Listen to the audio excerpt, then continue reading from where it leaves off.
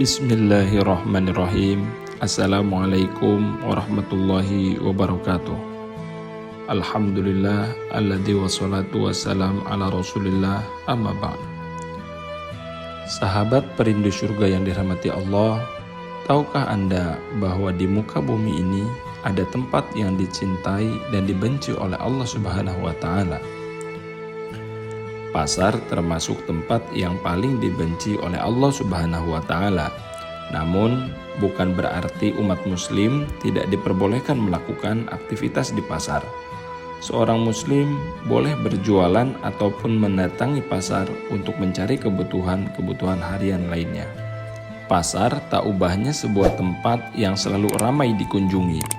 Namun, pasar termasuk tempat yang paling dibenci oleh Allah Subhanahu wa Ta'ala. Hal ini diungkapkan dalam sebuah hadis Rasulullah Shallallahu Alaihi Wasallam, yang artinya tempat yang paling dicintai oleh Allah adalah masjid dan tempat yang paling dibenci oleh Allah adalah pasar. Hadis riwayat Muslim. Lantas mengapa pasar menjadi tempat yang paling dibenci oleh Allah Subhanahu wa Ta'ala? Sebenarnya bukan terletak pada tempatnya, melainkan karena perbuatan dan aktivitas yang dilakukan orang-orang di pasar itu yang dibenci oleh Allah Subhanahu wa Ta'ala. Banyak di antara manusia melakukan perbuatan yang dibenci Allah sehingga pasar menjadi tempat yang tidak disukai Allah Subhanahu wa Ta'ala.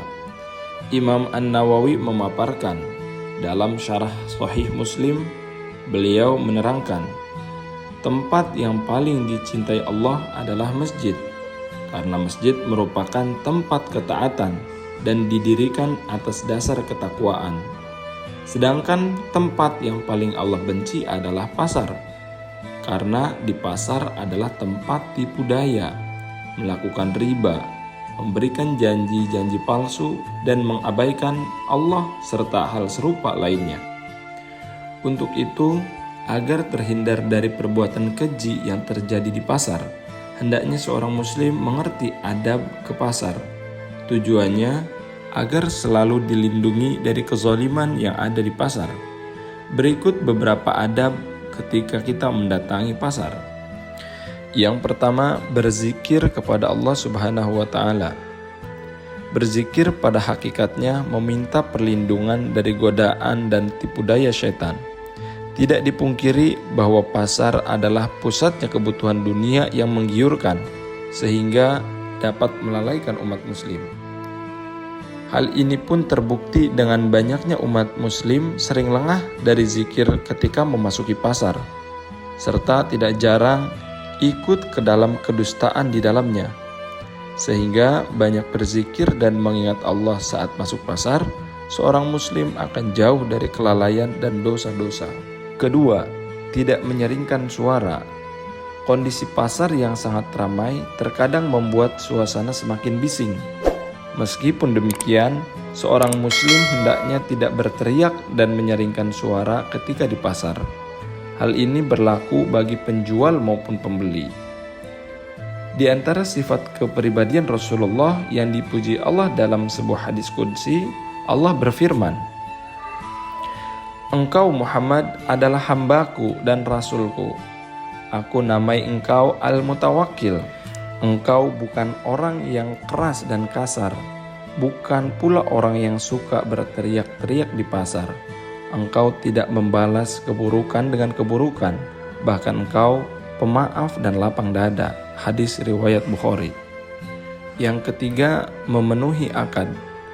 Ingatlah untuk selalu menjaga atau memenuhi akad dan janji serta kesepakatan di antara dua belah pihak, antara pembeli dan penjual.